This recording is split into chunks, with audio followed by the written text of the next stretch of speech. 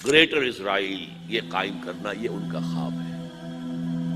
آب روان کبیر تیرے کنارے کوئی دیکھ رہا ہے کسی اور زمانے کے خواب۔ ان خوابوں کو بلیک اینڈ وائٹ کے اندر لے آیا گیا تھا سن 1897 میں۔ بیسل ایک شہر ہے سوئٹزرلینڈ میں، جہاں ایلڈرز آف دی زائن جمع ہوئے تھے، یہودیوں کے بڑے چوٹی کے لیڈر، اور پروٹوکالز انہوں نے مرتب کیے تھے، اور اسی میں اپنا ہدف بنایا تھا گریٹ اسرائیل، گریٹر اسرائیل۔ نمبر 2 ٹارگٹ ان کا کیا ہے؟ مسجد اقصی کو گرانا، قبۃ الصخرہ کو گرانا، تھرڈ ٹیمپل قائم کرنا۔ وہ جو معبد سلیمانی، ہم تو اسے مسجد اقصی کہیں گے، ایک نبی کا بنایا ہوا تھا تو مسجد ہی تھی، وہ اسے ٹیمپل کہتے ہیں۔ معبد سلیمانی میں سمجھتا ہوں کہ دونوں کو کور کر جائے گا۔ 1000 قبل مسیح کے اندر وہ تعمیر ہوا، 587 قبل مسیح میں گرا دیا گیا، 100-150 سال کے بعد پھر ریکنسٹرکٹ ہوا، 70 عیسوی میں پھر گرا دیا گیا، اور آج تک گرا پڑا۔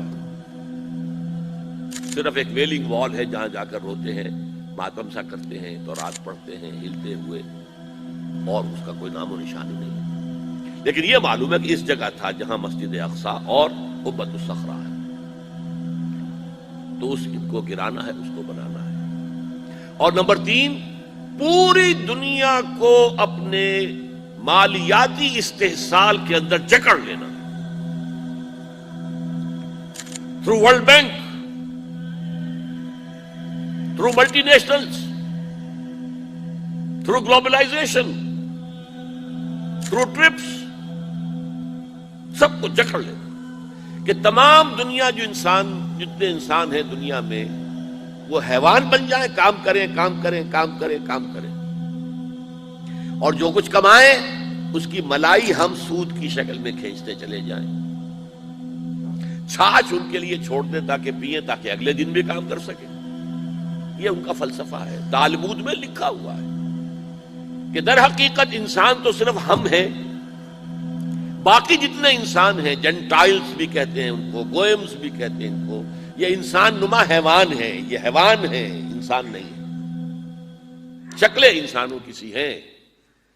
اور جیسے کہ حیوانات کو استعمال کرنا انسان کا حق ہے، بیل کو ہل کے اندر جوتتا تھا کہ نہیں، اب ٹریکٹر آ گئے تو دوسری بات ہے، گھوڑے کو تانگے میں جوتتا تھا کہ نہیں، اب ٹیکسیاں چل رہی ہیں، ٹھیک ہے، لیکن کہیں کہیں تو تانگے ہی چل رہے ہیں، کہیں تو انسان بھی جتے ہوئے ہیں۔ خیر ہندوستان میں تو وہ سائیکل رکشہ چل رہا ہے ابھی تک۔